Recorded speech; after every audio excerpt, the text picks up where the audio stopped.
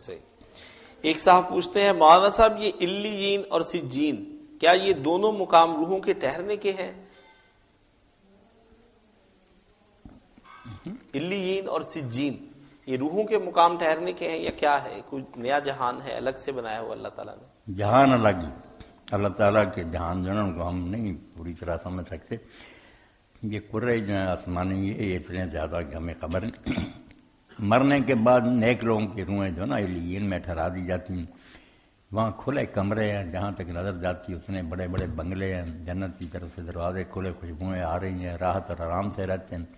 برے لوگ جیسے حوالات میں بند ہوتے ہیں اس طرح پسلی پر پسلی چڑھتی ہے، بری حالت ہے، گندگی اور بدبوئیں سجین ہے.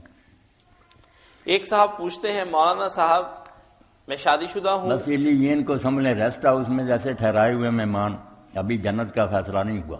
وہ لوگ جیل میں حوالات میں بند ہیں، مقدمہ چلے گا، جرم ثابت ہوگا، کس درجے کی سزا چاہیے، پھر اصل جیل میں جائیں گے جس کو دوزخ کہتے ہیں.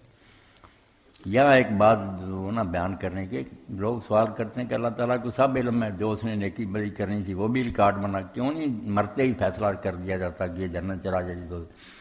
یہ سوال اس لیے پیدا ہوتا ہے کہ ہمارے ذہن میں آدمی کی نیکی بدی کا تصور بہت محدود ہے. ہم کہتے ہیں نیکی وہ جو زندگی میں کر لی، برائی وہ جو اس نے زندگی میں برائی کی. نہیں، یہ کھاتے مرنے کے بعد چلتے رہتے ہیں، بڑی خطرے کی بات ہے.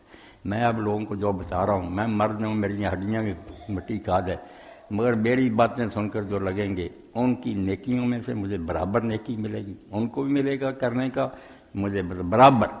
اور جو وہ برائی میں اگر سکھا دوں نعوذ باللہ تو پھر گناہ اور برائی میں سے بھی حصہ ملتا رہے گا. یہ جب تک یہ کارخانہ سٹاپ نہیں نہ ہوتا، میزان نہیں لگتا کہ اس کی نیکی کدھر کدھر گئی. ماں باپ کو بھی ہوش سے رہنا چاہیے. ایک بری مثال پیدا کر دیں، بچے بگڑ جائیں تو بچوں کی گاں نسلیں جو بگڑیں گے اس میں بھی ان کا حصہ ہوگا. جیسے نبی علیہ السلام نے فرمایا کہ وہ مر گیا قابیل مگر اس نے قتل کی سنت جاری کی، اپنے بھائی کو قتل کیا. اب ہر قتل میں سے ایک ایک قتل اور اس کے کھاتے میں جمع ہوتا ہے. یہ تو قیامت کے دن پتہ لگے گا نیکیوں کے کتنے پہاڑ بنے اور برائیوں کے.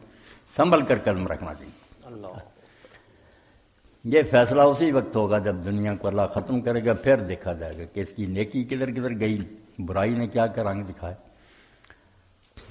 اس وقت انتظار میں ہی کچھ بنگلوں میں بیٹھے ہوئے ہیں، کچھ حوالات میں. اللہ